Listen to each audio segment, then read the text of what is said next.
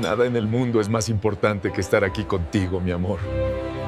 Marido prefirió la fiesta con su amante antes que el funeral de su hija. Pero él no esperaba que... La mano de Lucía temblaba mientras sostenía los dedos fríos de su hija.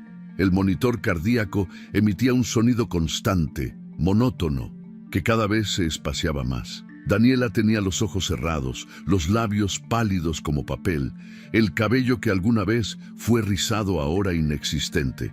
La habitación del hospital olía a desinfectante y a desesperanza. Lucía miraba el reloj en la pared, las 3:42 de la madrugada. Arturo no había llegado. Su celular yacía en la mesa lateral con la pantalla apagada, después de 15 llamadas sin respuesta. El doctor entró con pasos silenciosos, revisó los signos vitales y posó su mano sobre el hombro de Lucía. No dijo nada, no hacía falta. Los dos sabían que era cuestión de minutos. Lucía acercó su rostro al de Daniela y susurró con voz quebrada: «Mamá está aquí, mi amor. No estás sola. Nunca vas a estar sola». Y entonces el monitor emitió un pitido largo y continuo. El corazón de la niña se había detenido. El mundo de Lucía se derrumbó en ese instante. No hubo gritos, no hubo llantos desgarradores, solo un silencio tan profundo que parecía tragarse toda la luz de la habitación. Arturo Medina llegó al hospital 40 minutos después, con olor a whisky y perfume ajeno, cuando el cuerpo de su hija ya estaba siendo preparado en la morgue. Antes de continuar con esta historia que va a partir el alma de cualquiera que tenga corazón, queremos saber algo. ¿Desde dónde nos estás viendo?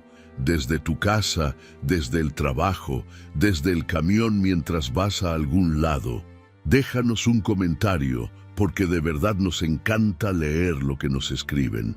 Saber que están ahí nos motiva a seguir trayéndoles estas historias que los hacen sentir, pensar y a veces hasta sacar el coraje que llevamos dentro. Así que dale, escríbenos y cuéntanos desde dónde nos acompañas. Y ahora sí, vamos a regresar al principio de esta historia para entender cómo una mujer puede llegar a perderlo todo, pero al mismo tiempo encontrar una fuerza que ni ella sabía que tenía. 6 meses antes de esa madrugada maldita, Lucía Salcedo era una mujer que creía en la rutina como una forma de felicidad.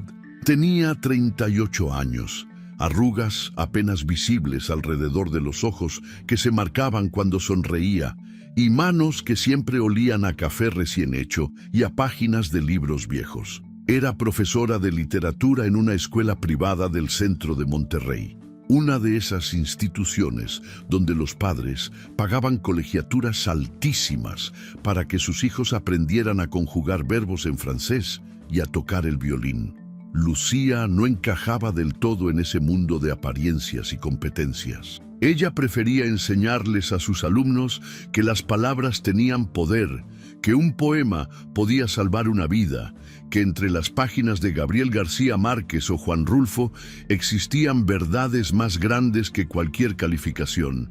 Su vida giraba alrededor de 2 amores absolutos. El primero era su hija Daniela, una niña de 7 años con ojos color miel, que parecían contener todas las preguntas del universo. Daniela tenía el cabello rizado, rebelde, que se negaba a quedarse quieto sin importar cuántas veces Lucía intentara peinarlo. Le encantaba leer en voz alta, imitando las voces de los personajes con una seriedad que hacía reír a cualquiera. Por las mañanas, mientras desayunaban pan dulce con chocolate caliente, Daniela le contaba a su mamá sobre los mundos que habitaban en su imaginación. Castillos de cristal, dragones que escupían arcoíris en lugar de fuego, princesas que no necesitaban ser rescatadas porque sabían cómo salvarse solas. El segundo amor de Lucía, aunque más complicado y desgastado por los años, era Arturo Medina, su esposo desde hacía 12 años. Un hombre que alguna vez la había hecho sentir que era la única mujer en el mundo, pero que con el tiempo se había transformado en alguien que apenas la miraba. Arturo tenía 41 años, 1,85 m de estatura, complexión atlética mantenida por un entrenador personal que cobraba una fortuna y una presencia que imponía respeto en cualquier sala de juntas. Era empresario del sector inmobiliario, dueño de una compañía que construía torres de departamentos de lujo en las zonas más exclusivas de Monterrey. Siempre vestía trajes italianos, llevaba un reloj suizo que costaba más que el auto de Lucía y hablaba con ese tono de voz de quien está acostumbrado a que le digan que sí a todo. Al principio de su matrimonio, Arturo había sido diferente. Le llevaba flores sin motivo, la sorprendía con cenas románticas, le escribía notas en servilletas de restaurantes, pero el éxito profesional lo había transformado. Ahora vivía obsesionado con cerrar tratos, con expandir su imperio, con ser mencionado en revistas de negocios como uno de los empresarios más prometedores del norte de México. Las conversaciones en casa se volvieron escasas. Las cenas familiares se convirtieron en algo que sucedía una vez por semana, si acaso. Los besos de buenas noches desaparecieron. Lucía se dijo a sí misma que era normal, que todos los matrimonios pasaban por etapas difíciles, que el peso de las responsabilidades lo tenía estresado. Pero en el fondo, algo dentro de ella sabía que había perdido a su esposo mucho antes de que todo colapsara. La vida de Lucía era sencilla pero llena. Las mañanas comenzaban a las 6, cuando el despertador sonaba con una canción de Café Tacuba que nunca terminaba de gustarle, pero que tampoco se molestaba en cambiar. Se levantaba, preparaba el desayuno, despertaba a Daniela con cosquillas y besos en la frente. Arturo casi nunca estaba en esos momentos. Siempre tenía una junta temprano, una llamada urgente con inversionistas de Guadalajara, una visita a una obra en construcción. Lucía dejó de preguntarle a qué hora regresaría, porque las respuestas siempre eran vagas. Tarde, no me esperes, tengo mucho trabajo. Pero todo eso, esa rutina que parecía inquebrantable, comenzó a resquebrajarse un martes de septiembre. Daniela llevaba 3 semanas quejándose de cansancio. Al principio, Lucía pensó que era el inicio del ciclo escolar, el calor insoportable de Monterrey que convertía las tardes en un horno, o quizás algún virus estacional que andaba rondando. Le daba vitaminas, la acostaba temprano, se aseguraba de que comiera bien, pero el cansancio no desaparecía. Al contrario, empeoraba. Daniela comenzó a quedarse dormida en clase, cosa que jamás había sucedido porque era una niña curiosa, inquieta, que siempre levantaba la mano para responder preguntas. La maestra llamó a Lucía para expresar su preocupación. Luego aparecieron los moretones, pequeños al principio, en las piernas, en los brazos. Daniela decía que no recordaba haberse golpeado. Lucía revisaba su cuerpo cada noche antes de dormir, contando las manchas moradas que iban multiplicándose sin explicación. Y entonces llegaron las fiebres, altas, repentinas, que aparecían en las madrugadas y hacían que la niña temblara bajo las cobijas. Lucía le ponía paños fríos en la frente, le daba medicamento para bajar la temperatura, pero su instinto maternal gritaba que algo estaba terriblemente mal. El viernes de esa semana, Lucía tomó a Daniela de la mano y la llevó al hospital. El pediatra, un hombre de unos 50 años con lentes de pasta y una sonrisa amable que intentaba tranquilizarlas, ordenó análisis de sangre completos. Le dijo que los resultados estarían listos en 2 días, que no se preocupara, que probablemente era anemia o alguna deficiencia de vitaminas, pero su tono de voz no coincidía con sus palabras. Había algo en la forma en que miraba los moretones de Daniela, en cómo fruncía el ceño al revisar su temperatura, que hizo que Lucía sintiera un nudo en el estómago que no se deshacía. El lunes por la mañana, el doctor llamó. Su voz sonaba distinta, más seria, sin el tono tranquilizador de días atrás. Necesitaba hablar con ambos padres de inmediato. Era urgente. Lucía colgó el teléfono con las manos temblando. Llamó a Arturo 5 veces seguidas. En las primeras 4, el celular sonó hasta que entró el buzón de voz. En la quinta llamada, finalmente contestó. Se escuchaba ruido de fondo, risas, música, el tintineo de copas. ¿Qué pasa, Lucía? Estoy en una comida de negocios importante. Es Daniela. El doctor necesita hablar con los dos. Dice que es urgente. Arturo suspiró con ese tipo de molestia que se reserva para los inconvenientes menores. Después te alcanzo. Tengo a 3 inversionistas de la Ciudad de México aquí. No puedo irme así nada más. Dile al doctor que me mande los resultados por correo y ya los reviso. Arturo dijo que tiene que ser en persona, con los dos. Lucía, no empieces con tus dramas. Si fuera tan grave, te habrían internado a la niña, ¿no? Relájate. Voy en cuanto termine aquí. Lucía apretó el teléfono hasta que sus nudillos se pusieron blancos. Date prisa, por favor. 3 horas después, Lucía estaba sentada frente al escritorio del doctor, sola, mientras Daniela esperaba afuera jugando en una tablet que la enfermera le había prestado. El doctor tenía frente a él una carpeta con papeles que parecían pesar toneladas. Se quitó los lentes, los limpió con un pañuelo, los volvió a poner. Se aclaró la garganta y entonces dijo las palabras que partieron el mundo de Lucía en un antes y un después. Señora Salcedo, los resultados indican que Daniela tiene leucemia linfoblástica aguda. El cerebro de Lucía procesó las palabras, pero por un momento no significaron nada. Era como escuchar un idioma extranjero. Leucemia, cáncer, su hija, su niña de 7 años. El doctor continuó hablando sobre células malignas, sobre médula ósea, sobre protocolos de tratamiento agresivo, sobre quimioterapia, sobre pronósticos que dependían de muchos factores. Lucía lo escuchaba, pero sentía que estaba bajo el agua, que las palabras llegaban distorsionadas, ahogadas. Quiso gritar, quiso golpear el escritorio, quiso despertar de esa pesadilla, pero no hizo nada de eso. Solo preguntó, con una voz que no parecía suya, «¿Se va a morir mi hija?» El doctor la miró con esos ojos que han visto demasiadas tragedias. Vamos a hacer todo lo que esté en nuestras manos. El tratamiento empieza la próxima semana. Es una batalla difícil, pero no está perdida. Lucía salió del consultorio con las piernas temblando. Se encerró en el baño del hospital y lloró hasta que no le quedaron lágrimas. Se miró en el espejo y vio a una mujer rota, con los ojos hinchados y el alma desgarrada. Pero cuando salió de ese baño, se limpió la cara, se acomodó el cabello y puso su mejor sonrisa para Daniela, porque su hija no podía verla derrumbarse. No todavía, no nunca. Arturo llegó al hospital cuando ya casi cerraban las puertas de la entrada.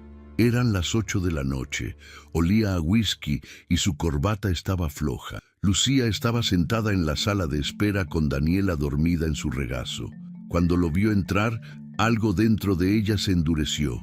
No dijo nada, solo le entregó la carpeta con los resultados. Él los leyó de pie, con expresión concentrada, como quien revisa un reporte financiero. Cuando terminó, cerró la carpeta y se frotó la cara con ambas manos. Leucemia, Dios, ¿y ahora qué? Empieza quimioterapia la próxima semana. El doctor dijo que el tratamiento es muy agresivo, va a perder el cabello. Va a estar muy débil. Necesita estar internada varias semanas. Arturo se sentó en la silla de al lado, sin tocar a Lucía, sin mirar a su hija. ¿Y cuánto tiempo va a durar todo esto? Tengo un viaje programado a Cancún con unos inversionistas el próximo mes. Es un cierre de contrato muy importante. Lucía giró la cabeza tan rápido que sintió un pinchazo en el cuello. Lo miró como si fuera la primera vez que realmente lo veía. Como si acabara de descubrir que había estado casada con un extraño todos estos años. Tu hija tiene cáncer, Arturo. Cáncer. Y tú estás preguntando sobre un maldito viaje de negocios. No empieces, Lucía. Tú no entiendes la presión que tengo. Si pierdo este contrato, perdemos millones. ¿Cómo vamos a pagar el tratamiento si no tengo ingresos? Lucía apretó a Daniela contra su pecho, como si así pudiera protegerla de todo el dolor que venía. «Vete, no quiero verte ahora». Arturo se levantó, se acomodó la corbata y caminó hacia la salida. Antes de irse volteó y dijo: «No soy el malo aquí, solo soy realista». Los siguientes meses fueron un descenso a un infierno del que Lucía no sabía si algún día podría salir. El cuerpo de Daniela descansaba en una funeraria del centro de Monterrey, un lugar con paredes color marfil y lámparas que intentaban crear una atmósfera de paz, pero que solo lograban hacer que todo se sintiera más frío, más definitivo. Lucía pasó la tarde del viernes eligiendo cada detalle del funeral. Quería que fuera perfecto, porque sería la última vez que podría hacer algo por su hija. Eligió un ataúd blanco con detalles en plata pequeño, del tamaño de una niña de 7 años que nunca crecería más. Eligió flores blancas, rosas y lirios porque eran las favoritas de Daniela. Eligió la música que sonaría durante el servicio, una canción de cuna que solía cantarle antes de dormir. Cada decisión era una puñalada en el pecho, pero Lucía no se permitió derrumbarse. No todavía. Tenía que ser fuerte un día más. Arturo había prometido que estaría ahí. Cuando Lucía le informó que el funeral sería el sábado a las 10 de la mañana, él asintió sin mucha convicción, sin mirarla a los ojos, como quien confirma asistencia a una junta que preferiría cancelar. Le dijo que por supuesto que iba a estar presente, que era su hija también, que no podía creer que ella pensara lo contrario. Pero su tono de voz era el de alguien que ya estaba buscando excusas para no cumplir. Lucía lo conocía demasiado bien como para confiar en sus palabras, pero una parte de ella, una parte pequeña y tonta que todavía creía en milagros, pensó que quizás, solo quizás, el dolor de perder a su hija lo haría recapacitar, que quizás, al ver ese ataúd blanco, al enfrentarse a la realidad de que Daniela ya no estaba, algo dentro de él se rompería y volvería a ser el hombre del que ella se había enamorado hace tantos años. El sábado por la mañana, Lucía se despertó a las 5. No había dormido realmente, solo había cerrado los ojos durante algunas horas, atrapada en ese estado extraño entre la vigilia y el sueño, donde los peores pensamientos atacan sin piedad. Se duchó con agua fría, tratando de despertar, de encontrar fuerzas en algún lugar de su cuerpo agotado. Se puso un vestido negro sencillo, sin adornos, sin joyas. Se recogió el cabello en un moño bajo, se miró al espejo y vio a una mujer que parecía haber envejecido 10 años en 6 meses. Las ojeras bajo sus ojos eran profundas, las arrugas alrededor de su boca se habían marcado más. Su piel tenía un tono grisáceo, de quien no ha visto el sol en mucho tiempo. Pero sobre todo, vio en sus ojos algo que la asustó, vacío, como si alguien hubiera apagado una luz que nunca volvería a encenderse. Llegó a la funeraria a las 8. Necesitaba tiempo a solas con Daniela antes de que llegaran los invitados. El empleado de la funeraria, un hombre joven con traje oscuro y expresión profesionalmente compasiva, la guió hasta la sala principal. Ahí estaba el ataúd blanco, rodeado de flores, con velas encendidas que parpadeaban suavemente.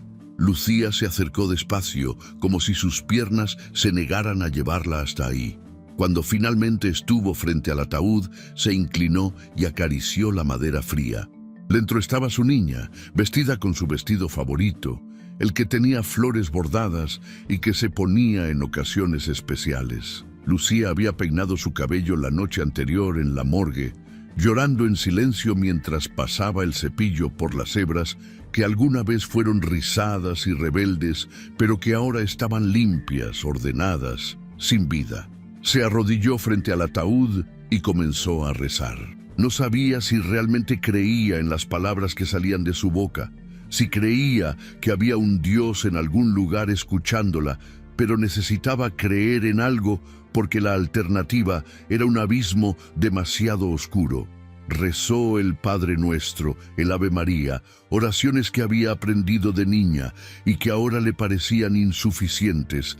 demasiado pequeñas para contener el tamaño de su dolor. Y entonces, cuando ya no le quedaban oraciones memorizadas, comenzó a hablarle a Daniela. Le dijo que la amaba más que a nada en el mundo. Le dijo que había sido el mejor regalo que la vida le había dado. Le dijo que lamentaba no haber podido salvarla, no haber sido suficiente.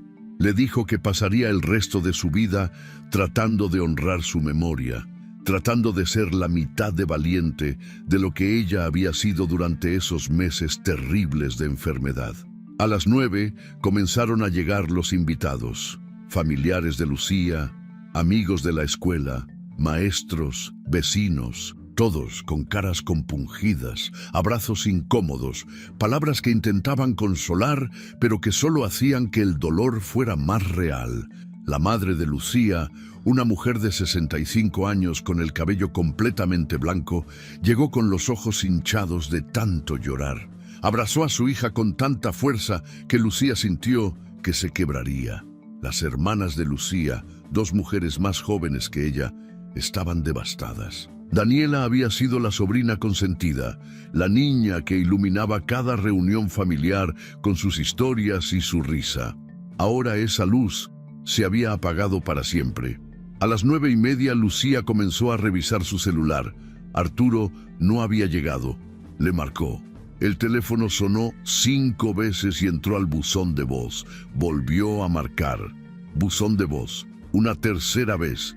Buzón de voz. Le mandó un mensaje de texto. El funeral empieza en 30 minutos. ¿Dónde estás? Sin respuesta. Le mandó otro. Por favor, Arturo. Es nuestra hija. Sin respuesta. Uno más. No me hagas esto. No hoy. Nada.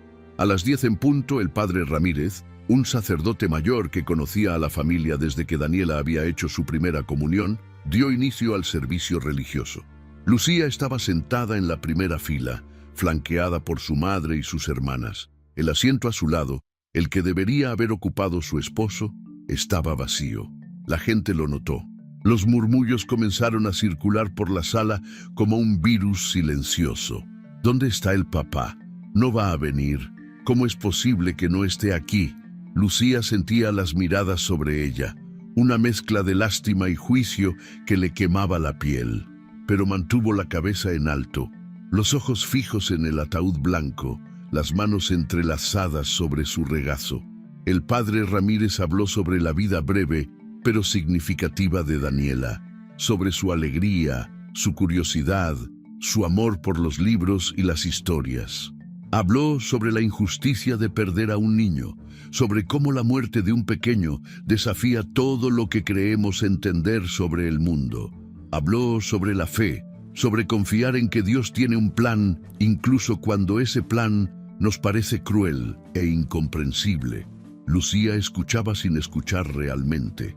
Las palabras flotaban alrededor de ella, pero no lograban penetrar la coraza de dolor que la envolvía. Cuando el servicio terminó, la gente comenzó a acercarse a Lucía para darle el pésame. Abrazos, besos en la mejilla, palabras de consuelo que se sentían vacías.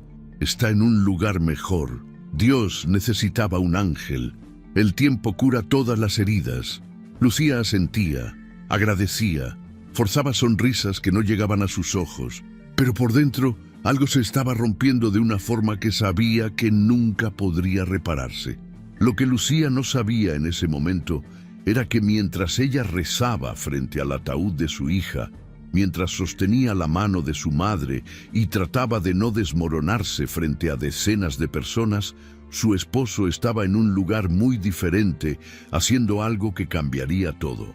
Arturo Medina se despertó esa mañana en una suite del hotel más lujoso de las afueras de Monterrey. No estaba solo. A su lado dormía María Fernanda Cruz, una mujer de 30 años con cabello largo y rubio teñido, extensiones de pestañas, uñas de gel perfectamente esmaltadas y un cuerpo esculpido por cirugías estéticas que costaban más que el salario anual de una persona promedio. María Fernanda era lo que en Monterrey llamaban una socialité, aunque en realidad no tenía ningún logro real más allá de haber nacido en una familia con dinero y saber cómo moverse en círculos de poder. Había conocido a Arturo en una inauguración de una de sus torres de departamentos 6 meses atrás, justo cuando Daniela estaba empezando el tratamiento de quimioterapia. Arturo quedó fascinado no por su inteligencia o su personalidad, sino por lo que ella representaba: juventud, belleza superficial, ausencia de problemas. Ella no le recordaba hospitales, no olía a medicinas, no lloraba en las noches. Era un escape de su realidad miserable. Cuando Arturo abrió los ojos esa mañana y vio la hora en su celular, eran las 9:40. Tenía 15 llamadas perdidas de Lucía y varios mensajes que no se molestó en leer. Por un momento consideró levantarse, vestirse, correr al funeral. Pero entonces miró a María Fernanda, que comenzaba a despertar, y tomó una decisión. No iba a ir. No podía enfrentar ese ataúd blanco, esas miradas de juicio, ese dolor que lo hacía sentir impotente y débil.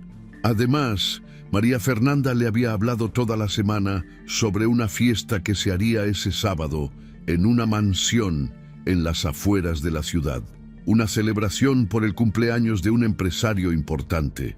Habría políticos, empresarios, gente influyente. Era una oportunidad de hacer contactos, de cerrar negocios. Al menos eso se dijo a sí mismo para justificar lo injustificable. ¿A dónde vas?, preguntó María Fernanda con voz somnolienta cuando Arturo se levantó de la cama. Tengo que hacer unas llamadas, luego nos arreglamos para la fiesta. ¿No tenías algo hoy? ¿No era el funeral de tu...? Ella dejó la pregunta en el aire, incómoda. Ya se encargó de todo, Lucía. No me necesita ahí. María Fernanda no insistió. Esa era una de las cosas que a Arturo le gustaban de ella. Nunca hacía preguntas difíciles, nunca cuestionaba sus decisiones, nunca lo hacía sentir culpable. Era lo opuesto a Lucía en todos los sentidos. A las 2 de la tarde, Arturo y María Fernanda llegaron a la mansión donde se celebraba la fiesta. Era una propiedad enorme con jardines impecables, alberca infinita y vistas espectaculares de las montañas que rodeaban Monterrey. Había mesas con manteles blancos, meseros en trajes sirviendo champán y canapés, música en vivo. Arturo se mezcló con la multitud con facilidad, estrechando manos, riendo de chistes que no eran graciosos, hablando de negocios y oportunidades. María Fernanda estaba a su lado, luciendo un vestido rojo ajustado que dejaba poco a la imaginación, sonriendo para las fotos que subía constantemente a sus redes sociales. Para las 6 de la tarde, Arturo ya llevaba varias copas de whisky encima. Su lengua se había soltado, su juicio estaba nublado.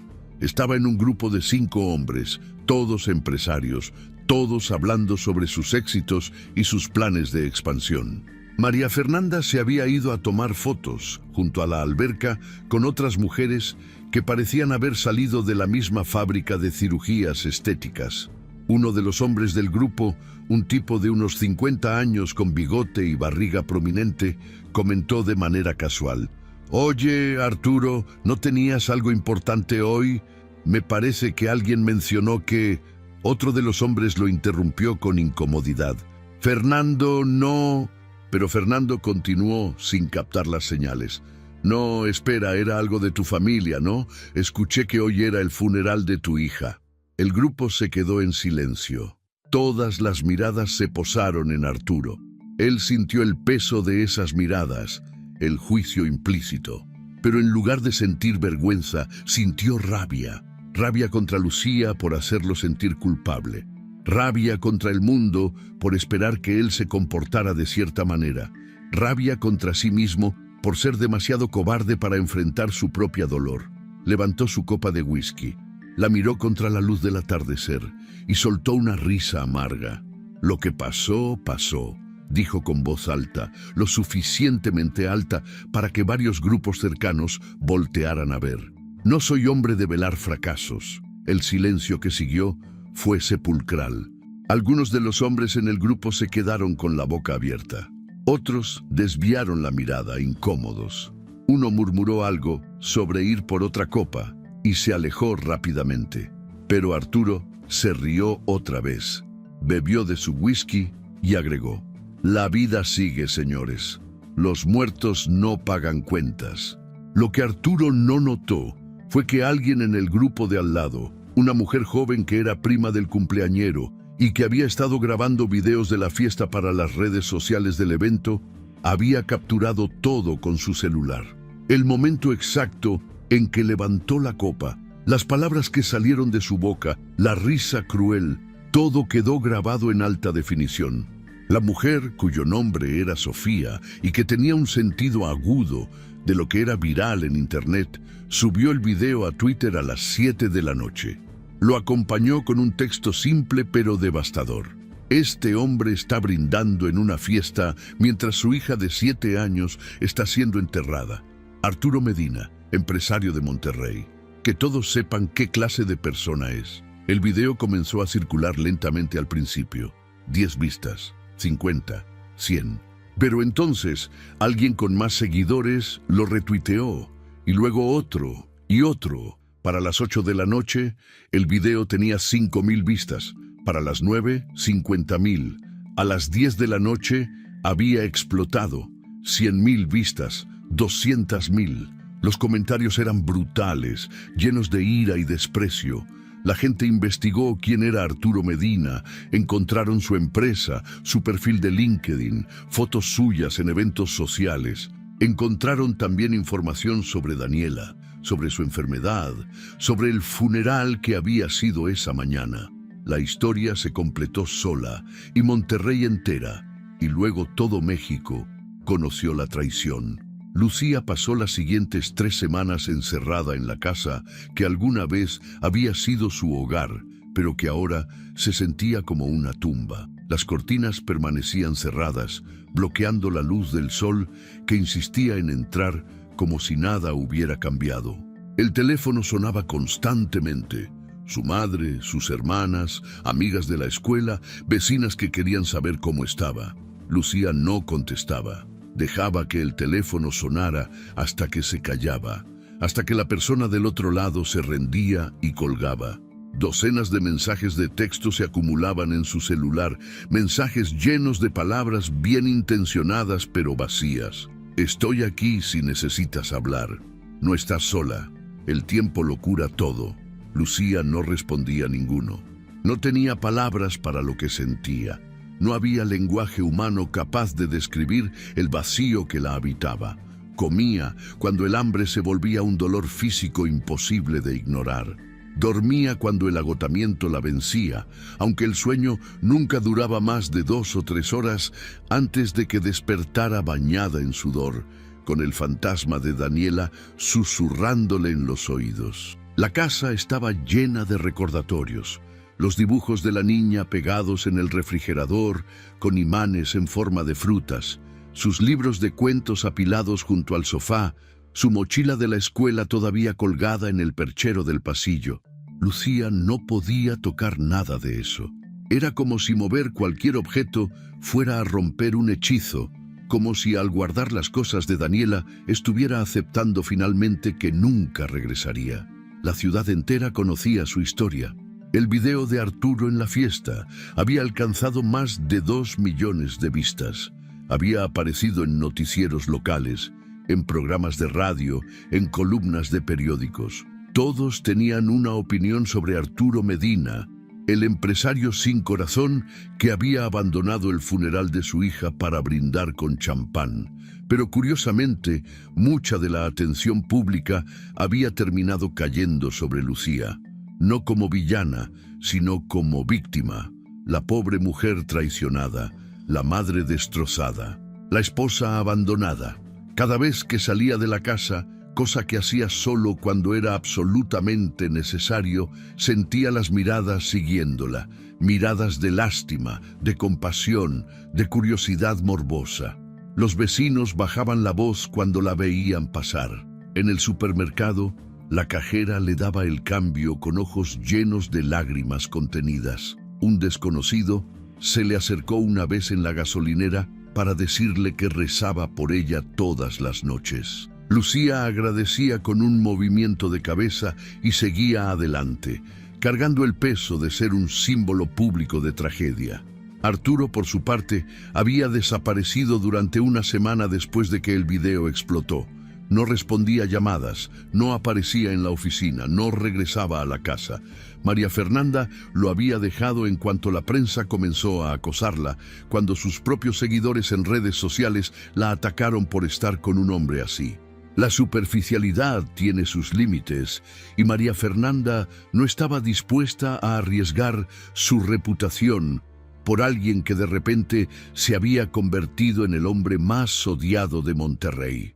Arturo se refugió en un departamento que tenía en una de sus propias torres, un lugar donde nadie pudiera encontrarlo, donde pudiera beber whisky hasta olvidar su nombre y culpar a todo el mundo menos a sí mismo por el desastre en que se había convertido su vida. Pero eventualmente, como todos los cobardes, Arturo tuvo que enfrentar la realidad. Un martes por la tarde, 3 semanas después del funeral, apareció en la puerta de la casa. Traía barba de varios días, ojeras profundas y olía a alcohol rancio. Lucía estaba en la cocina, intentando tomar un té que no quería, cuando escuchó la llave en la cerradura. Su cuerpo se tensó. Por un momento consideró correr a su habitación, encerrarse, fingir que no estaba ahí. Pero algo dentro de ella, algo nuevo y duro, que había comenzado a crecer en las últimas semanas, la mantuvo en su lugar. Arturo entró con pasos pesados, dejó caer las llaves sobre la mesa de la entrada y caminó hacia la cocina. Se detuvo en el umbral cuando vio a Lucía. Por un segundo, solo un segundo, algo parecido a la vergüenza cruzó por su rostro, pero desapareció tan rápido como llegó, reemplazado por esa expresión de superioridad que él había perfeccionado a lo largo de los años. «Lucía», dijo, como si su nombre fuera una disculpa en sí misma. Ella no respondió, solo lo miró con ojos que no reconocía como propios, ojos vacíos, fríos, muertos. «Mira, sé que las últimas semanas han sido complicadas», continuó Arturo acercándose un paso. «Sé que cometí errores, que mi juicio no fue el mejor, pero necesitas entender que yo también estaba sufriendo, que perder a Daniela me destrozó tanto como a ti, solo que yo manejo las cosas diferente. Necesitaba despejar la mente, alejarme del dolor. No puedes culparme por eso». Lucía dejó la taza de té sobre la mesa con tanta calma que daba miedo. Cuando habló, su voz sonó extrañamente tranquila, casi serena. «Quiero el divorcio». Arturo parpadeó, como si no hubiera escuchado bien. «¿Qué? Quiero el divorcio. Quiero que te vayas de esta casa y que nunca regreses». Por un momento, Arturo se quedó en silencio y entonces comenzó a reírse. No era una risa alegre, sino una risa de incredulidad, de desprecio. «¿El divorcio? ¿En serio, Lucía? ¿Después de 12 años de matrimonio? Después de todo lo que he construido para ti, para esta familia, tú no construiste nada para esta familia. Construiste un imperio para tu ego y ahora quiero que te vayas». Arturo se cruzó de brazos, su risa transformándose en una sonrisa cruel. «¿Y qué vas a hacer sin mí? Eres una profesora de literatura que no ha trabajado en 6 meses. No tienes ingresos, no tienes ahorros propios, no tienes nada. Esta casa está a mi nombre. Los autos están a mi nombre, las cuentas bancarias están a mi nombre. Si me divorcio de ti, te quedas en la calle. ¿Eso es lo que quieres? Quiero que te vayas. No seas ridícula. Estás emocional, no estás pensando con claridad. Dale tiempo. En unos meses te vas a dar cuenta de que... Vete». La palabra salió tan firme, tan definitiva, que Arturo dio un paso atrás. La miró realmente por primera vez en años y vio algo que no había esperado. Resolución. Lucía no estaba suplicando, no estaba llorando, no estaba actuando como la víctima indefensa que él esperaba. Había algo diferente en ella, algo que lo incomodaba. «Está bien», dijo finalmente, levantando las manos en un gesto de rendición falsa. «Si quieres el divorcio, te lo daré. Pero no vengas llorando cuando te des cuenta de lo que perdiste». Se dio la vuelta y caminó hacia la puerta.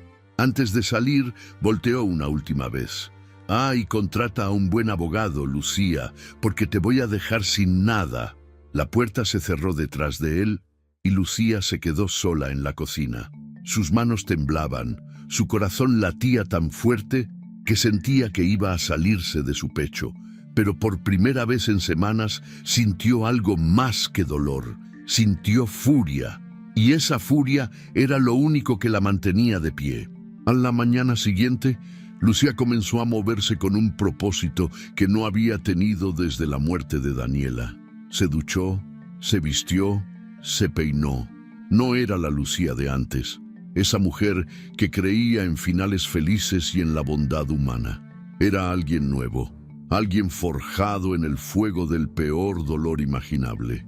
Se sentó frente a la computadora de Arturo, la que él dejaba en el estudio de la casa y que casi nunca usaba en casa porque todo su trabajo estaba en la oficina. Lucía conocía la contraseña porque alguna vez, en tiempos mejores, compartían todo. Arturo nunca se había molestado en cambiarla. Comenzó a revisar archivos, correos electrónicos, documentos, estados financieros. Al principio no sabía exactamente qué estaba buscando. Solo sabía que tenía que haber algo. Arturo era demasiado arrogante, demasiado descuidado, y efectivamente encontró cosas. Correos electrónicos entre él y María Fernanda que databan de meses atrás, mucho antes de la muerte de Daniela. Correos explícitos que no dejaban duda de la relación. Encontró también correspondencia con un contador que mencionaba ajustes fiscales y transferencias no declaradas. Encontró contratos de obras que no coincidían con los montos reportados en las declaraciones de impuestos de la empresa. Encontró cuentas bancarias en paraísos fiscales que nunca había sabido que existían. Cada documento que encontraba lo descargaba en una memoria USB. Trabajó durante horas hasta que le dolían los ojos y la espalda. No se detuvo, no podía detenerse. Esto era guerra y ella necesitaba armas. 3 días después, mientras organizaba las cosas de Daniela para finalmente guardarlas en cajas, porque aunque dolía tenía que hacerlo, encontró algo que le partió el corazón de una forma nueva. Entre los libros de cuentos de su hija, escondida dentro de su ejemplar favorito de El Principito, había una carta. La letra era infantil, torcida, pero inconfundible. La letra de Daniela. Lucía la leyó con lágrimas cayendo sobre el papel. Querida mami, si estás leyendo esto es porque ya no estoy. La maestra Elena me ayudó a escribir esto porque tenía miedo de no tener tiempo. Quiero que sepas que no tengas miedo por mí. Los doctores dicen que voy a estar en el cielo, y ahí no duele nada. Quiero que seas feliz, mami. Quiero que sonrías otra vez, y quiero que mis cosas, mis juguetes y mis libros se los des a otros niños que estén enfermos como yo, para que no se sientan solos. Te amo más que a todas las estrellas del cielo. Tu princesa, Daniela. Lucía lloró durante 1 hora sosteniendo esa carta. Pero cuando se secó las lágrimas, supo exactamente qué tenía que hacer. Llamó a la maestra Elena, la profesora que había sido la tutora de Daniela en 2º grado. Elena confirmó lo que la carta decía. En las últimas semanas, antes de que Daniela dejara de ir a la escuela, había trabajado con ella en un proyecto especial, un testamento infantil. Nada legalmente vinculante, por supuesto, pero un documento hermoso donde Daniela dejaba sus pertenencias a diferentes personas y causas. Sus libros para la biblioteca del hospital, sus juguetes para otros niños enfermos, su alcancía que tenía 300 pesos ahorrados para ayudar a pagar medicinas. Era la voluntad pura de una niña que sabía que se estaba muriendo, pero que quería que su vida significara algo. Lucía tomó ese documento, esa carta, y supo que ahí estaba el corazón de lo que tenía que hacer. No solo venganza, no solo justicia, sino propósito. Daniela había querido ayudar a otros niños, y Lucía iba a asegurarse de que eso sucediera sin importar lo que le costara. Buscó en internet durante horas hasta encontrar lo que necesitaba. un abogado especializado en divorcios de alto perfil y en fraudes corporativos. Su nombre era Rodrigo Fuentes, tenía 52 años, un historial impecable de casos ganados y una reputación de ser implacable con los hombres que abusaban de su poder. Lucía llamó a su oficina, explicó brevemente su situación y consiguió una cita para el día siguiente. La oficina de Rodrigo Fuentes estaba en un edificio moderno en el centro de Monterrey. Lucía llegó 15 minutos antes de su cita, nerviosa, aferrándose a la memoria USB con las pruebas y a la carta de Daniela. La recepcionista la hizo pasar a una sala de juntas elegante con ventanales que daban vista a toda la ciudad. Rodrigo entró 5 minutos después. Era un hombre alto, de cabello entrecano, con traje impecable y una mirada que lo evaluaba todo en segundos. «Señora Salcedo», dijo, estrechando su mano con firmeza, «he seguido su caso en las noticias. Lamento mucho su pérdida». «Gracias», respondió Lucía, su voz más firme de lo que esperaba. Se sentaron y Lucía comenzó a hablar. Le contó todo: la enfermedad de Daniela, la ausencia de Arturo, el funeral, el video, la traición. Le mostró los documentos que había encontrado en la computadora, los correos con María Fernanda, los estados financieros sospechosos, las cuentas offshore. Le mostró la carta de Daniela y el testamento infantil. Habló durante casi 1 hora, sin detenerse, como si al soltar todas esas palabras pudiera finalmente liberar algo del peso que cargaba. Rodrigo escuchó en silencio, tomando notas ocasionalmente, sin interrumpirla.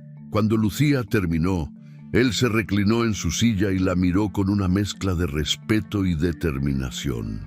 «Tiene un caso sólido», dijo finalmente, «muy sólido. Adulterio comprobable, abandono familiar en circunstancias extremas y, lo más importante, evidencia de fraude fiscal y desvío de fondos. Si estas cuentas offshore son lo que parecen ser, estamos hablando de millones de pesos no declarados. Eso no es solo un divorcio, eso es criminal». Lucía sintió que algo en su pecho se aligeraba por primera vez en semanas. «Entonces puede ayudarme. Puedo hacer más que ayudarla, señora Salcedo. Puedo destrozarlo. Pero necesito que esté segura de que esto es lo que quiere. Un caso así va a ser público, va a ser largo y va a ser brutal. Los medios van a estar encima de cada detalle. Va a tener que revivir todo esto una y otra vez. ¿Está lista para eso?». Lucía pensó en Daniela, en su risa, en sus ojos llenos de preguntas, en la carta donde le pedía que ayudara a otros niños. «Estoy lista». Rodrigo sonrió por primera vez. «Entonces comencemos». Los siguientes 2 meses fueron un torbellino. Rodrigo y su equipo trabajaron incansablemente, construyendo el caso pieza por pieza. Contrataron a un contador forense que analizó los documentos que Lucía había encontrado y descubrió aún más irregularidades. Encontraron que Arturo había estado desviando fondos de su propia empresa hacia cuentas personales durante años, evadiendo impuestos, ocultando ganancias. Entrevistaron a empleados descontentos que confirmaron las prácticas turbias. Consiguieron declaraciones de testigos que habían visto a Arturo con María Fernanda meses antes de la muerte de Daniela. Lucía, por su parte, trabajó con una fundación de apoyo a niños con cáncer para estructurar legalmente lo que sería la Fundación Daniela Salcedo. Los mejores abogados corporativos que Rodrigo conocía donaron su tiempo para asegurarse de que todo estuviera impecable.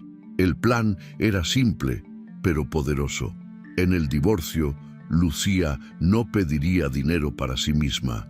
Pediría que todos los bienes matrimoniales, incluidas las propiedades y acciones de la empresa de Arturo, fueran transferidos a la fundación. Y para justificar legalmente esa petición, presentarían la carta y el testamento de Daniela como evidencia de su última voluntad. Una tarde de abril, 3 meses después del funeral, un notificador judicial tocó la puerta del departamento donde Arturo se había refugiado. Le entregó un sobre grueso con sellos oficiales. Arturo lo abrió con fastidio, esperando alguna factura o documento sin importancia, pero cuando comenzó a leer, su rostro palideció. Era la citación oficial para el juicio de divorcio. La fecha estaba programada para 2 semanas después, y anexo venía un documento de 50 páginas detallando todos los cargos que Lucía presentaría: adulterio, abandono familiar, fraude fiscal, desvío de fondos, ocultación de bienes. Arturo tiró los papeles sobre la mesa y se rió. Esa estúpida de Lucía pensaba que podía asustarlo con amenazas legales. Llamó a su propio abogado, un tipo caro y arrogante, que le aseguró que no había nada de qué preocuparse, que Lucía no tenía recursos para sostener un caso así, que todo era un farol desesperado de una mujer resentida. Arturo le creyó porque era más fácil creer que preocuparse. El día del juicio llegó más rápido de lo que esperaba. Arturo se presentó en el tribunal vistiendo su mejor traje, con zapatos italianos brillantes y ese aire de superioridad que llevaba como segunda piel. Y no vino solo. A su lado caminaba María Fernanda Cruz, quien contra todo pronóstico había regresado a su vida 2 semanas atrás. La reconciliación había sido conveniente para ambos. Él necesitaba demostrar que seguía siendo deseable y ella necesitaba regresar a los reflectores después de que el escándalo comenzara a olvidarse. Entraron al tribunal como si fuera una alfombra roja, ignorando las miradas de desprecio de la gente que esperaba afuera. Arturo estaba confiado, sonreía, bromeaba con su abogado sobre cómo esto sería rápido y fácil. No tenía idea de la tormenta que estaba a punto de desatarse sobre él. La sala del tribunal estaba llena hasta el último asiento. Periodistas ocupaban la mitad de las bancas, con cámaras y grabadoras listas para capturar cada palabra. Curiosos que habían seguido la historia desde que el video se volvió viral, se acomodaban en los espacios disponibles, susurrando entre ellos, especulando sobre lo que sucedería. El aire olía a papel viejo, café frío y expectativa. Lucía llegó 20 minutos antes de la hora programada, acompañada por Rodrigo Fuentes y 2 abogados más de su equipo. Vestía un traje negro sencillo, sin joyas, con el cabello recogido en un moño bajo. Sus manos sostenían una carpeta café que contenía la carta de Daniela y el testamento infantil. Su rostro estaba sereno, pero cualquiera que la mirara a los ojos podía ver la tormenta que habitaba dentro de ella. Arturo entró 10 minutos después con una sonrisa confiada que no alcanzaba a ocultar el nerviosismo en sus ojos. Su abogado, el licenciado Ramón Villegas, era un hombre de 60 años con fama de ganar casos imposibles usando tecnicismos legales y contactos en lugares altos. A su lado, María Fernanda caminaba con tacones altísimos y un vestido ajustado color rosa pastel que desentonaba completamente con la seriedad del lugar. Varias personas en la sala murmuraron al verla. Arturo la había traído como una declaración, como una forma de demostrar que no se arrepentía de nada, que seguía siendo el hombre poderoso que hacía lo que quería. Se sentó en la mesa de la defensa con una postura relajada, como quien asiste a una junta de negocios rutinaria. El juez Hernández entró a las 11 en punto. Era un hombre de 65 años, de cabello completamente blanco, lentes gruesos y una reputación de ser justo pero implacable.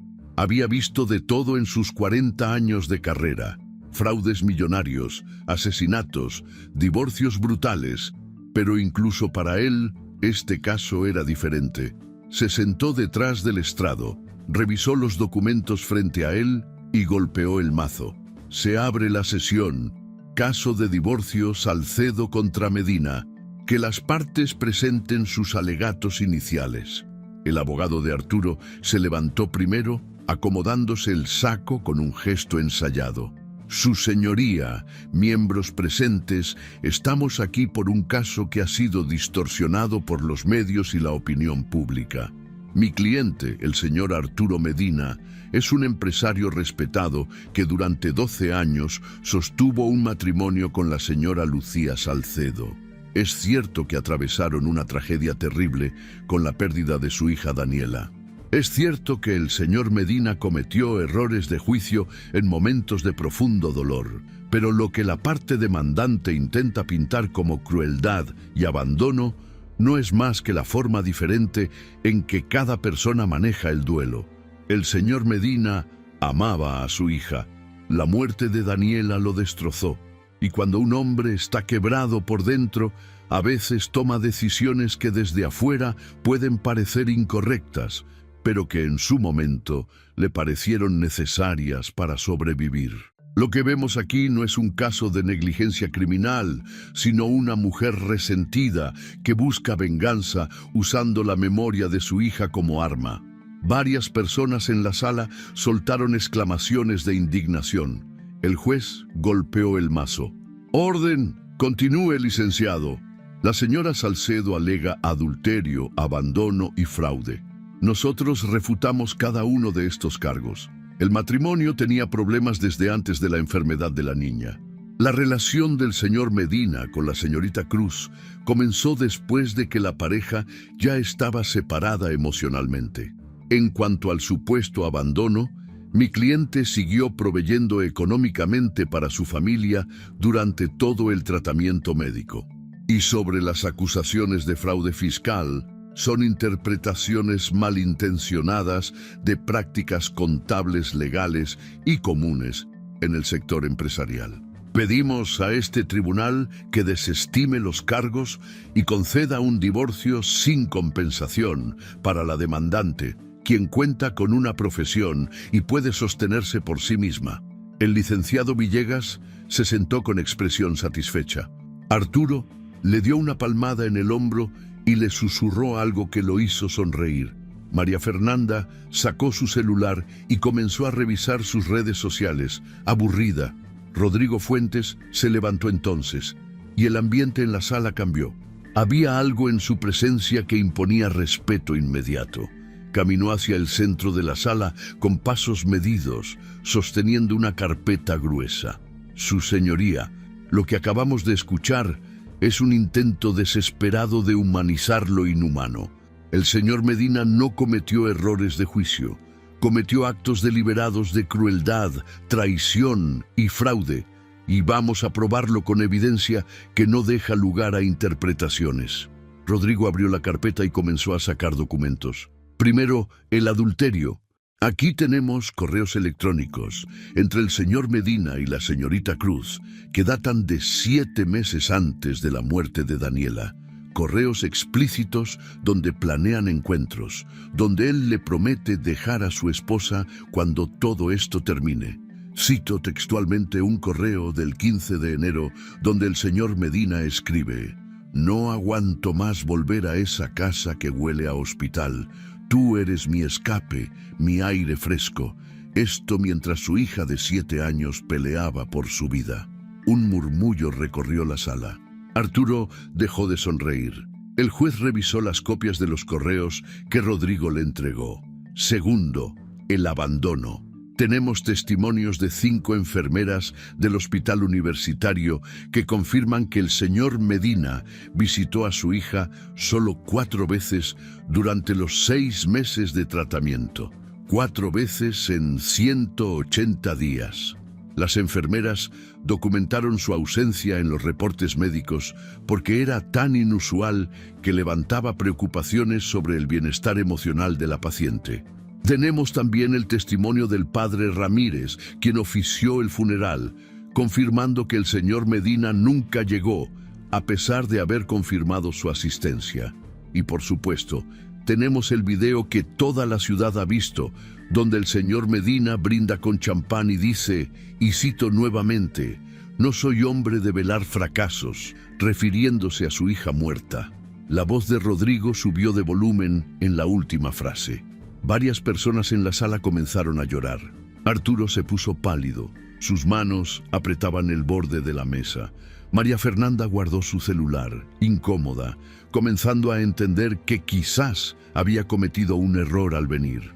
Tercero, y esto es lo más grave, su señoría, el fraude fiscal y el desvío de fondos. Hemos trabajado con un contador forense certificado que analizó los registros financieros de la empresa Medina Desarrollos Inmobiliarios. Encontramos 18 cuentas offshore en paraísos fiscales que el señor Medina nunca declaró al SAT. Encontramos transferencias por un total de 43 millones de pesos que salieron de la empresa hacia cuentas personales del señor Medina, registradas como gastos operativos pero sin respaldo documental. Encontramos contratos de obras donde los montos reportados a Hacienda son 60% menores que los montos reales cobrados a los clientes. Esto no son prácticas contables comunes, licenciado Villegas. Esto es evasión fiscal y fraude y es un delito federal. Rodrigo dejó caer sobre la mesa del juez un folder que debía tener más de 300 páginas. El sonido resonó en la sala como un trueno. El juez Hernández comenzó a revisar los documentos con expresión seria. El abogado de Arturo se inclinó para susurrarle algo urgente a su cliente, cuyo rostro había pasado de pálido a verdoso. «Su señoría», continuó Rodrigo, «mi clienta no está aquí buscando venganza, está aquí buscando justicia, no solo para ella, sino para su hija. Porque antes de morir, Daniela Medina Salcedo dejó algo que queremos presentar como evidencia». Rodrigo se acercó a Lucía, quien le entregó la carpeta café con manos temblorosas. Él la abrió con reverencia y sacó la carta escrita con letra infantil. Esta es una carta que Daniela escribió semanas antes de fallecer, con ayuda de su maestra. La escribió porque sabía que se estaba muriendo y quería dejar su última voluntad. Con su permiso, su señoría, me gustaría leerla en voz alta. El juez asintió. La sala quedó en silencio absoluto. Rodrigo comenzó a leer con voz clara, pero cargada de emoción. «Querida mami, si estás leyendo esto, es porque ya no estoy. La maestra Elena me ayudó a escribir esto porque tenía miedo de no tener tiempo. Quiero que sepas que no tengas miedo por mí. Los doctores dicen que voy a estar en el cielo y ahí no duele nada.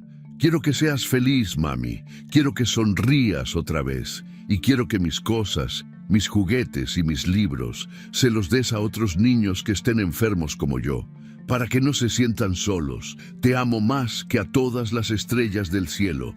Tu princesa, Daniela». Varios sollozos estallaron en la sala. Una periodista se cubrió la boca con las manos, llorando. El juez se quitó los lentes y se limpió los ojos. Hasta el abogado de Arturo bajó la mirada, incapaz de sostener la vista del papel donde las palabras de una niña de 7 años pedían que su muerte tuviera sentido. «Junto con esta carta», continuó Rodrigo, «Daniela dejó lo que su maestra llamó un testamento infantil, un documento donde especificaba qué quería que se hiciera con sus pertenencias. Sus libros para la biblioteca del hospital, sus juguetes para otros niños enfermos, sus ahorros, 300 pesos que guardaba en su alcancía para ayudar a pagar medicinas. Daniela quería que su vida, aunque breve, ayudara a otros, y nosotros estamos aquí para cumplir esa voluntad». Rodrigo regresó a su mesa y sacó otro documento. «Mi clienta, la señora Lucía Salcedo, ha trabajado durante los últimos 3 meses con la Fundación de Apoyo a Niños con Cáncer para crear la Fundación Daniela Salcedo, una organización que proveerá becas, apoyo médico, acompañamiento psicológico y recursos económicos a familias que tengan hijos con leucemia. Y nuestra petición ante este tribunal es simple pero radical: que todos los bienes matrimoniales, incluyendo las propiedades, las acciones de la empresa del señor Medina y los fondos descubiertos en las cuentas offshore sean transferidos a esta fundación. La señora Salcedo no quiere ni un peso para sí misma. Solo quiere honrar la memoria de su hija y asegurarse de que el dolor que ella sufrió sirva para aliviar el dolor de otros». El silencio que siguió fue tan profundo que se podía escuchar la respiración de las personas. Arturo estaba paralizado, con los ojos desorbitados. María Fernanda lo miraba con expresión de horror, comenzando a entender que acababa de amarrarse al Titanic mientras se hundía. El licenciado Villegas revisaba frenéticamente sus propios documentos, buscando algún argumento, alguna salida, pero no encontraba nada. El juez Hernández se puso de pie. Su voz resonó con autoridad absoluta. Voy a tomar un receso de 30 minutos para revisar toda la evidencia presentada. Que nadie salga de la sala. Los siguientes 30 minutos fueron eternos. Lucía se quedó sentada en su lugar, con las manos entrelazadas sobre la mesa, respirando lento, tratando de mantener la compostura.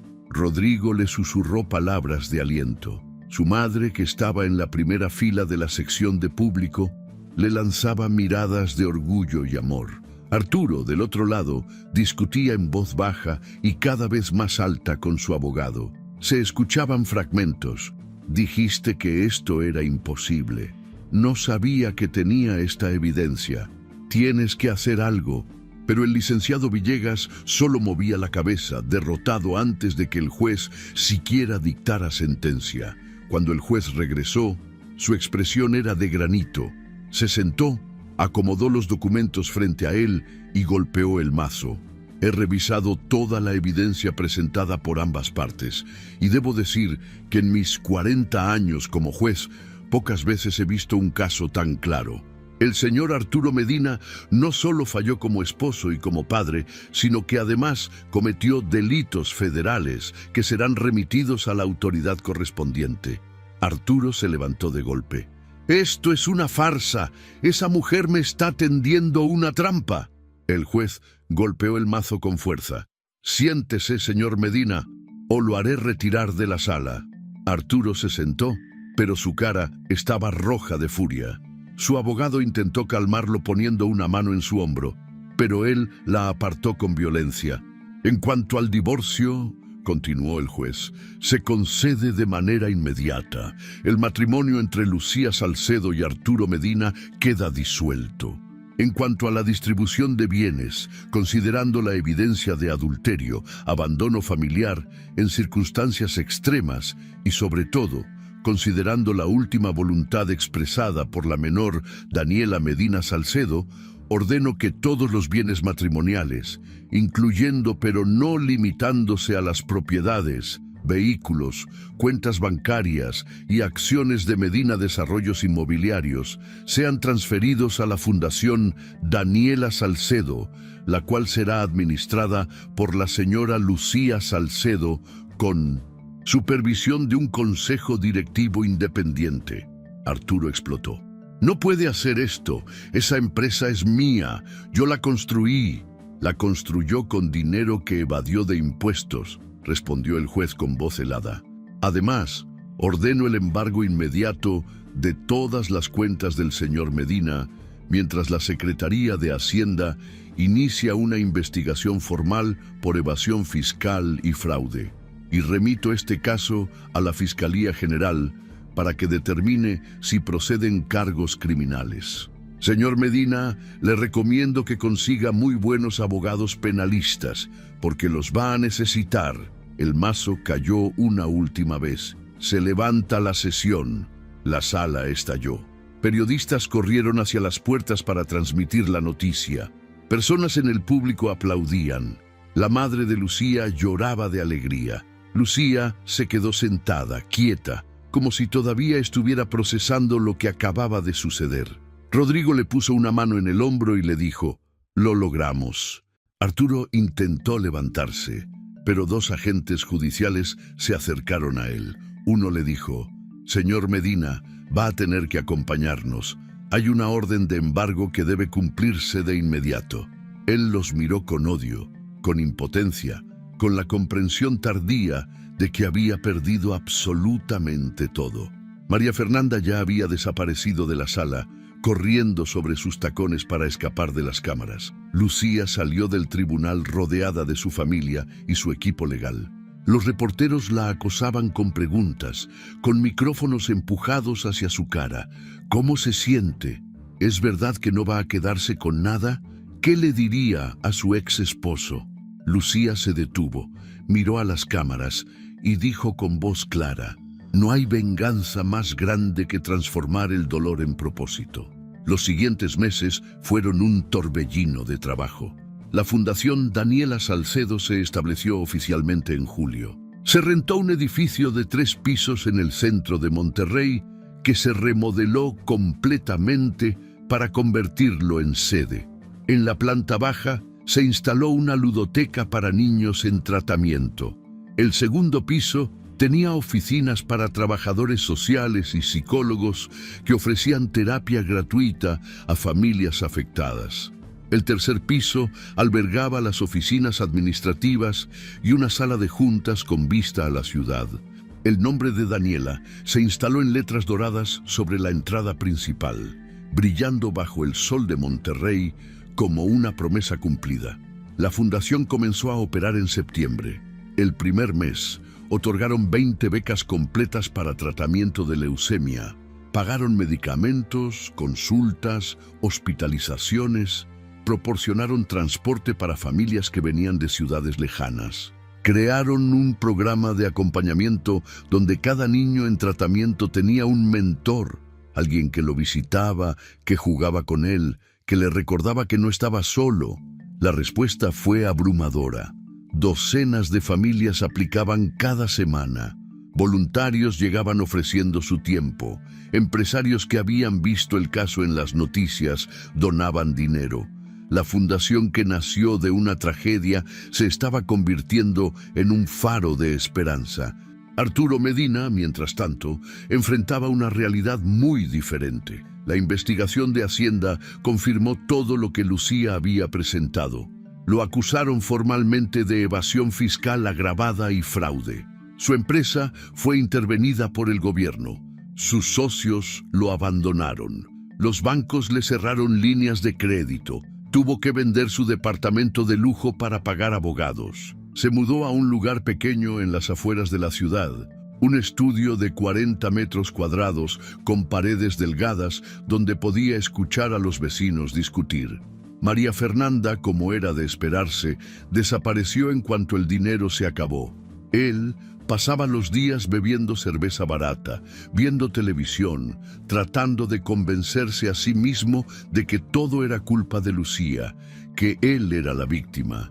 Pero en las noches, cuando el alcohol ya no funcionaba para callar su conciencia, veía el rostro de Daniela en sus sueños. La escuchaba preguntarle por qué no estuvo ahí cuando ella lo necesitaba. Y despertaba bañado en sudor, llorando, odiándose a sí mismo. La inauguración oficial de la Fundación Daniela Salcedo se programó para el 15 de noviembre, un sábado soleado, donde el cielo de Monterrey estaba tan azul que parecía pintado. Se instalaron sillas blancas en el jardín frontal del edificio. Cientos de personas asistieron. Familias que habían sido beneficiadas, doctores del hospital, maestros de la escuela donde estudió Daniela, amigos, vecinos, periodistas. Había globos blancos y dorados, flores por todas partes, mesas con comida y bebidas. Pero lo más hermoso eran los niños. Decenas de niños, algunos con el cabello creciendo después de la quimioterapia, otros con gorros coloridos, todos con sonrisas enormes corriendo por el jardín, jugando, riendo. Lucía estaba de pie frente al edificio, vestida con un traje blanco sencillo. Se había dejado crecer el cabello, que ahora le caía sobre los hombros en ondas suaves. Su rostro todavía mostraba las marcas del dolor, las líneas que la tragedia había tallado alrededor de sus ojos y boca. Pero había algo nuevo ahí también. Paz. No la paz de quien ha olvidado, sino la paz de quien ha encontrado significado en medio del caos. Un pequeño estrado se había montado frente al edificio. Lucía subió cuando el presentador del evento la llamó. La multitud guardó silencio. Ella miró a todas esas caras, a todos esos niños que llevaban el mismo dolor que su hija había llevado, y sintió que algo dentro de ella sanaba un poco. Hace un año, comenzó con voz clara, perdí a lo más importante de mi vida. Mi hija Daniela se fue a los 7 años, después de pelear una batalla que nunca debió pelear. Y durante mucho tiempo pensé que su muerte no tenía sentido, que era solo una injusticia cruel del universo. Pero Daniela, en su sabiduría de niña, me dejó un regalo. Me dejó una carta donde me pedía que ayudara a otros niños como ella, y esa carta se convirtió en mi salvación. Lucía sacó de su bolsillo la carta original, doblada y gastada de tanto leerla. La sostuvo en alto. Esta fundación existe porque una niña de 7 años entendió algo que muchos adultos nunca entienden, que el amor más grande es el que se da cuando más duele. Daniela quería que su vida, aunque breve, dejara luz. Y hoy, viendo a todos estos niños sonriendo, sé que lo logró. Los aplausos estallaron. Muchas personas lloraban. Una de las familias beneficiarias había preparado una sorpresa. Una niña de 6 años llamada Sofía, que llevaba 3 meses en remisión después de un tratamiento pagado por la fundación, subió al estrado con ayuda de su mamá. Traía un dibujo en las manos. Se lo entregó a Lucía con timidez. Era un dibujo de 2 niñas tomadas de la mano, una con cabello rizado y otra con un gorro colorido, flotando entre nubes y estrellas. En la parte de abajo, con letra infantil y torcida, decía: «Gracias, señora Lucía, por hacer que Daniela nos cuide desde el cielo». Lucía abrazó a la niña con tanta fuerza que ambas comenzaron a llorar. Cuando finalmente se separaron, Lucía se agachó para quedar a la altura de Sofía y le dijo: «Gracias a ti, mi amor, por recordarme que todo esto vale la pena». Sofía tomó el micrófono con ayuda de Lucía y dijo con voz temblorosa pero clara: «Yo estaba muy enferma y mis papás no tenían dinero para mis medicinas, pero la fundación nos ayudó y ahora ya no me duele y puedo jugar otra vez. Gracias, doña Lucía. Y gracias, Daniela, aunque no te conocí, porque sé que tú hiciste que esto pasara». No quedaba un ojo seco en el jardín. La ceremonia continuó con palabras de doctores, de autoridades, de otros beneficiarios. Pero el momento más poderoso ya había sucedido. Una niña salvada agradeciendo a una niña muerta, creando un puente entre el dolor y la esperanza que era más fuerte que cualquier discurso.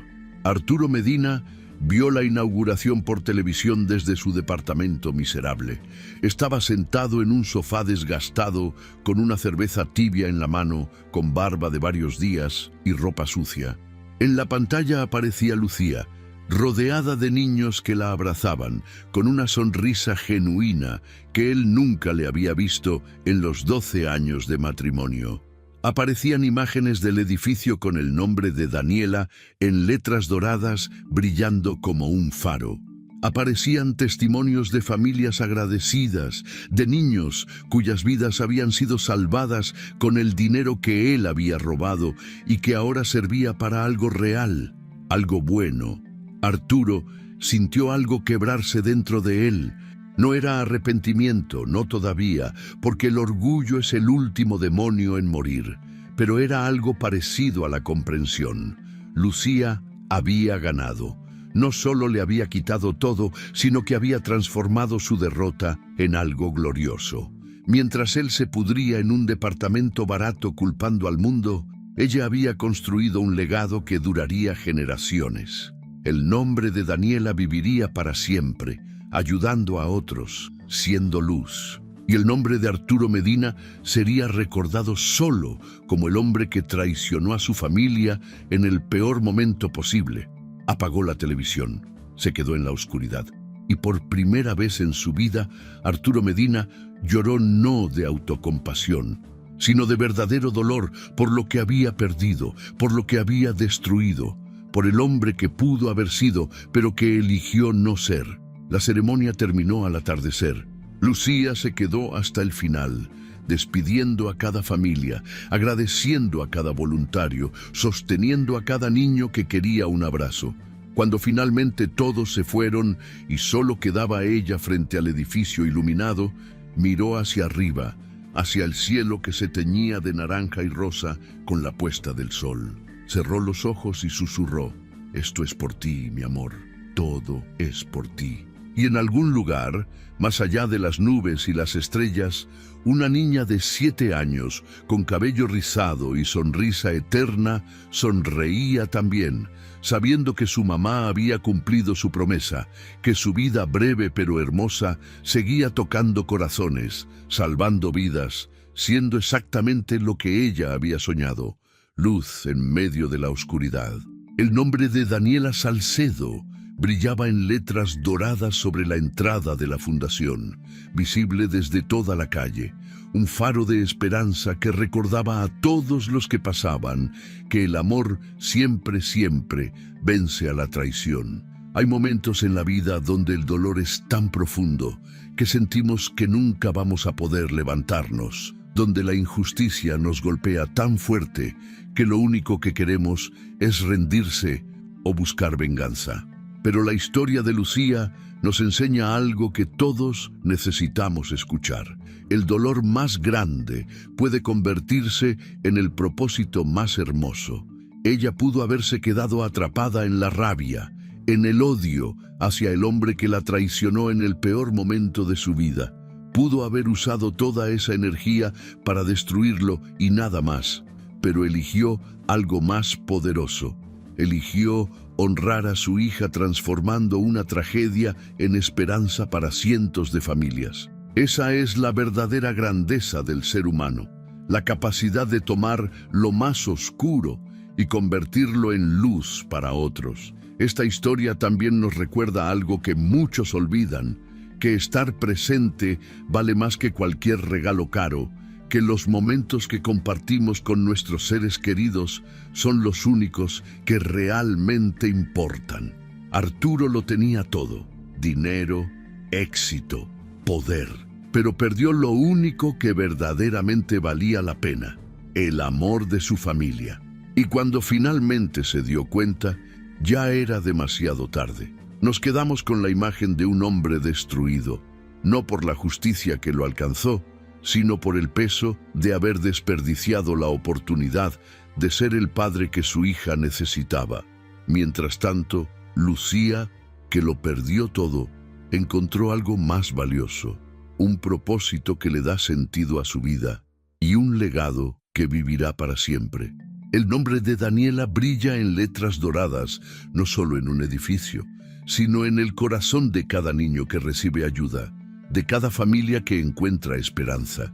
Esa es la diferencia entre vivir para uno mismo o vivir para algo más grande, entre dejar un rastro de egoísmo o dejar un camino de luz. La pregunta que esta historia nos hace a cada uno es simple pero profunda. Cuando ya no estemos, ¿qué van a recordar de nosotros? Que fuimos exitosos, que tuvimos dinero, que cumplimos nuestras ambiciones, o que estuvimos ahí cuando alguien nos necesitó, que nuestro amor dejó huella, que transformamos nuestro dolor en algo que ayudó a otros, porque al final del día, lo único que nos llevamos es el amor que dimos y el bien que hicimos. Si te gustó esta historia, deja tu comentario y cuéntanos desde qué país nos estás viendo. Es muy importante para nosotros. Deja tu like y suscríbete al canal para seguir recibiendo historias increíbles como esta nueva historia que está apareciendo para ti ahora. Haz clic en la historia que está apareciendo en pantalla y sorpréndete.